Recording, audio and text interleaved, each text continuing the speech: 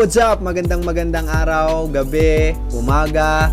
Kung anong oras mo man pinapanood tong video na to, welcome to my another video and welcome to our YouTube channel. And in this channel, pinag-uusapan natin dito how we can grow our network marketing business.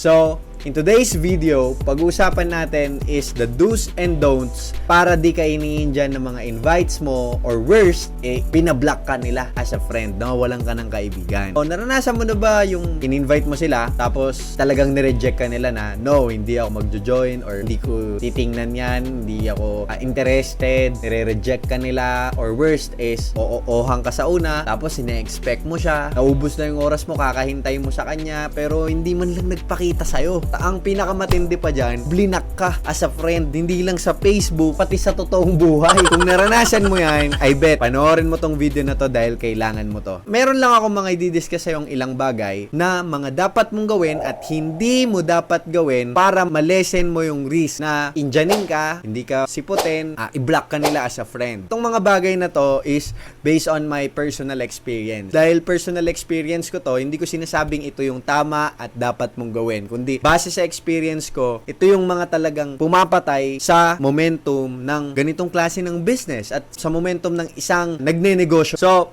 ngayon, ano nga ba yung mga do's and don'ts na yon? Unahin natin yung don'ts. Tapos isusunod natin agad yung do's. Number one is that wag kang masyadong makulit. Minsan, di natin maiwasan yon dahil dala ng ating excitement or dahil sa naisip mo talaga siya, isa siya sa number one list mo, na sa tingin mo hindi sa'yo, kinukulit mo, para bang siya na lang yung natitirang tao sa mundo, sa contacts mo or sa kaibigan mo, siya na lang talaga, di ba? Wag kang masyadong makulit kasi kaya nanenega yung mga taong nasa paligid natin kasi nakukulitan sa'yo. Dahil sa sobrang kulit mo, naiinis na. At pag naiinis sa'yo, mapupunta sa galit. So, pag nagalit sa'yo yun, talaga namang mawawalan ka ng kaibigan. At talagang mawawalan ka minsan ng pamilya dahil makulit ka. Kaya huwag ka masyadong makulit. Instead, ito yung do's. Learn to position yourself. Kailangan mong matutunan kung paano mo ipoposisyon yung sarili mo sa kaibigan mo, sa kamag-anak mo. For example, hindi mo kailangang iposisyon yung sarili mo as a hard selling. Parang nagmamakaawa ka na in the sense na nangungulit ka dahil siya lang yung sa tingin mong pagbibigyan ka or siya lang yung naiisip mong tao, ganyan, di ba? Kumbaga, napoposition mo yung sarili mo na desperate, nagiging desperado ka dun sa tao na yun. So, wag mong gagawin yun. Learn to position yourself as, kumbaga, hindi siya kawalan, di ba? Yung, kumbaga, tipong, ang gusto mo lang talaga i-share sa kanya kung ano yung opportunity or service na or product na meron ka. Kailangan i-position mo yung sarili mo na walang mawawala sa'yo kahit na mag-take sneak siya, silipin niya, or pagbigyan ka niya, or hindi. Yun ang positioning mo dapat sa sarili mo. Number one yon. And number two, wag kang magpapadala sa excitement mo. Na in the sense na sobrang excited mong i-invite yung isang tao for the presentation or events or Zoom, kahit saang way para lang i-present sa kanya yung opportunity, products, or service na meron ka, na-explain mo na sa kanya, ini-invite mo pa lang. So, huwag kang magpapadala sa pagiging excited mo. Minsan, yun din ang reason kung ba't nagiging makulit ka na. So, sobrang excited mo, nasusobra mo yung pangungulit, ang worst doon, na-i-explain mo na lahat. So, sabi lang sa'yo ng coach or sa mga trainings natin dun sa una kong video na when you are aiming for invitation, ang goal mo lang, invitation lang. Hindi mo kailangang i-detalye sa tao yung produkto na meron ka, nasasabihin mo, ito, product to, kailangan to ng tao, bakit? Kasi pampabukan ng ugat, meron tong Nobel Prize. Hindi mo kailangang i-explain yon. Ang kailangan mo lang is that ma-invite mo siya into a presentation. Bakit? Kasi alam mo ba na napakabilis na ng internet? Napakabilis ng information sa panahon natin ngayon. At sa panahon natin ngayon, isang tap lang sa cellphone, masisearch niya na lahat ng sasabihin mo. Kaya kung maaari, i-less mo yon. Instead na i-explain mo lahat, ang gawin mo is yung excitement mo is makapag-create ng curiosity. Ma-curious siya. Bakit kaya excited to? 'Di ba? For example, tinawagan mo yung kaibigan mo. Friend, Okay, ulit. Friend, alam mo ba may nalaman ako, kailangan na kailangan mo to. Kailangan mo tong marinig. Kapag hindi mo to narinig, nako friend, ang laki ng mawawala sa'yo.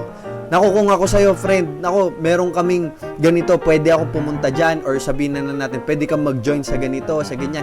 Pag tinanong ka, ano yun? Minsan nadadala na tayo sa excitement kapag tinanong ka ng ano yun. Kapag tinanong ka, ano yun? Kasi ganito yun, nasa company ako ganito, nasa ganitong product kami, meron kaming ganitong negosyo, ganito, ganyan. Hindi na yun pupunta. Bakit? Kasi yung goal ng presentation na i-explain sa kanya, yung mga detailed about what you offer, in-explain mo na dahil sa sobrang excited ka. So instead of doing that, gawin mo ganito. Pag tinanong niya, ano yun? Ang sagot mo, basta. Yun lang yung word, basta. Basta makinig ka. Basta doon mo maintindihan. Basta hindi ko ma-explain kasi hindi pa ako marunong. Basta ganito. Basta ang ganda sa amin nito. Basta ganito lang. Hindi mo kailangang i-explain sa kanya ng detalyado kung ano yung narinig mo in the presentation, ano naintindihan mo. Hindi mo kailangang i-rely sa kanya lahat yon. Ang kailangan mo lang is mapunta siya, mai-invite mo siya into a presentation, into the events, or into the Zoom meeting, etc. Yun ang goal mo. Okay? Wag na wag kang malilihis doon. Kasi kapag nalihis ka doon, dahil sa excitement, na-over information, yung tao, ang thinking agad niyan, ay, ano to, networking to. Ay, ano to, food supplement to. Ay, ano to, marami nang nag-offer sa akin ng ganyan. Ay, yung mga ganong thinking, lalo pag nag-search sa internet yan, negative yung nakita na mga comment doon. Lalo pag matagal na yung kumpanya mo na sinalihan, parang ako, tagal na ng company namin. So, dahil lang sa isang nega na mababasa nila or makikita nila sa internet, damay ka na doon. Kaya wag na wag mong gagawin na mag-over information if you are inviting someone into a presentation of your product or services na ino-offer. So, yun ang lagi mong tandaan. Ngayon, kadugtong nun, pangatlo na don't. Wag mong gagawin. Iwasan mong i-post sa social media mo, Facebook mo, Instagram mo, sa Twitter mo, sa TikTok mo, kung anong company ka ilong. Bakit? Kasi, kumare, ikaw, mahilig kang mag-post dun ng mga income, ng mga tao, ng cheque, ng cash, or product ng company mo, product natin, kung nanonood ka ngayon, ka-company kita, mahilig kang mag-post ng ganon, nakikita yung pangalan ng company. Aba, ang bilis nga ng internet. So, kapag sinearch yun, ano kaya yung iniinom nun? Ano kaya yung, saan kaya yung company na yun? Pag sinearch yun, aba, negative ang makita. Sabi ko nga, sa 10 tama, may makita lang na isang mali. Nako, damay na yung siyam. Kaya, lagi mong tatandaan na hindi mo kailangang maging showy din pagdating sa Facebook. Anong kailangan mong i-post? I-post mo lang din yung mga alam mong makakapag-create ng curiosity doon sa tao. Yung alam mong mapapatanong siya, ano kaya yun? Yung tipong mapapachat siya sa'yo na, ano yan, friend? 'Di ba? So, yung mga ganun, kung kaya mong mag-post ng mga benefit lang nung product na meron ka, pero hindi mo sasabihin yung company, mga ganun. Pwede kang magkwento ng resulta na meron ka dahil dun sa product na yon na ininom mo, or dun sa resulta na meron ka dahil sa opportunity na yon na meron ka. Pwede mong ikwento yon, nakakapag-create ka ng curiosity, and in that way, malelesen yung conclusion nila na, invite lang ako nito. Bebentahan lang ako nito. Ganito lang yan. I-less mo yon. Okay? Kasi maraming nagkakamali sa ganung klase ng style. Maraming nagiging nega dahil nakikita yun eh. Tapos kunwari, ni-invite mo sila sa Zoom presentation, lalo pag online yan. I-visit ngayon yung Facebook profile mo. Aba ang makikita puro post ng kung ano-ano doon. Naku po mapapaisip talaga yun na, nare-recruit lang ako nito, ganyan. Lalo sa panahon natin ngayon, talamak na yung mga kung ano-anong network marketing na lumalabas dyan, nadadamay pati yung mga legit na network marketing. That's right! Kaya i-lesson mo yon. Okay? That's the third one. And number 4 is yung nagseset ka ng expectation. In the sense na ini-invite mo pa lang yung tao, ine-expect mo na ano to, kukuha to. Ano to, makikinig to. Hindi ako mahihindihan nito. Hindi ako iinjanin nito. Nagsiset ka na ng expectation, hindi mo pa na-approach, hindi mo pa nakakausap. Ang tendency kasi nun, kapag biglang nega, masasaktan ka ngayon. Pag nasaktan ka ngayon, may tendency na huminto ka. Yun ang mga kailangan mong maintindihan. Na wag mong gagawin yun na magsiset ka ng expectation. Instead, ang gawin mo, damihan mo. Damihan mo. Kung meron kang 10 tao sa listahan mo, gawin mong 20. Kung meron kang 30 tao sa listahan mo, gawin mong 50. para magnega man yung 30, may 20 ka pang pag-asa. At sa negosyo naman na ganito, hindi mo kailangan na lahat oo sa'yo. Tandaan mo na in this kind of business, this is a sorting business. Hinahanap mo dito yung oo sa'yo, hindi yung hindi sa'yo. Kaya lagi mong tatandaan na ang mindset mo sa ganitong klase ng negosyo is that you're in the sorting business, not in the convincing business. Hindi mo kailangan mag-convince dito. Ang kailangan mo lang matutunan mo to sort. Isusort mo yung mga tao. Oo ba dito? Hindi dito. So, isusort mo yon. And darating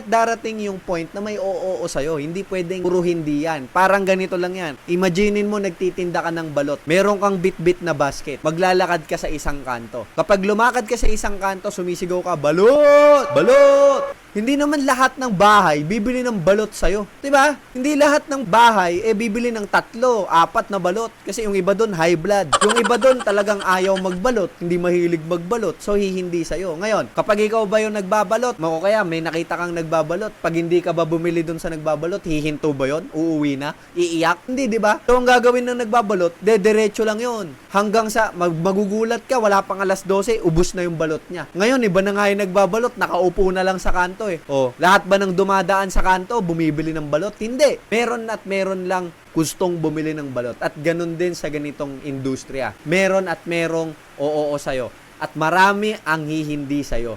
That's why don't expect too much sa mga tao na i-invite mo. Instead, expect the worst. Kaya dahil ina-expect mo yung worst, damihan mo. Damihan mo yung tao nasa listahan mo. Damihan mo yung i-invite mo. Damihan mo yung i-approach mo.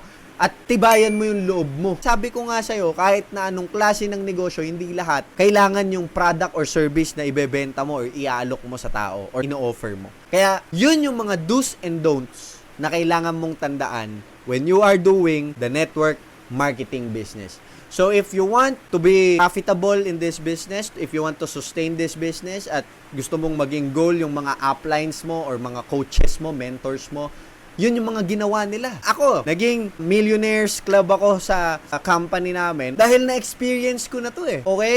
Meron bang umindi sa akin? Unang 50 sa listahan ko, lahat yun umindi. Karamihan doon, kamag-anak ko pa. Kung uminto ako doon, mamimit ko ba yung 2 sakyan ko tapos magiging millionaires club ba ako? Hindi ka naghahanap dito ng hindi. Ang hinahanap mo dito, oo. Kaya kapag may humindi sa'yo, well, sabihin mo sa sarili mo, okay, I got 1 no. I got 2 no's, I get 10 no's. Who cares kung maka 50 no ka? Okay? Ang hinahanap mo dito is the yes. Kaya, kapag sinunod mo tong mga tips na meron tayo dito, pag sinunod mo tong lesson na tinuro ko sa'yo, I assure you, in just a matter of time, darating yung yes mo, darating yung oo sa'yo, at darating yung tao na magiging partner mo in this network marketing business. So, if you learn in this video, kung may natutunan ka, may nakuha kang value in this video, I am inviting you to subscribe in my channel, and don't forget to like this video, share this to your team para mas marami tayong matulungan. And of course, click the notification bell para sa mga susunod na video natin, ma-update ka sa mga i-upload natin. So once again, this is your boy Tolits ang nagsasabing, don't ever stop dreaming. Dream big, aim high, and never stop, because success will come in the perfect time. So God bless everyone, and peace.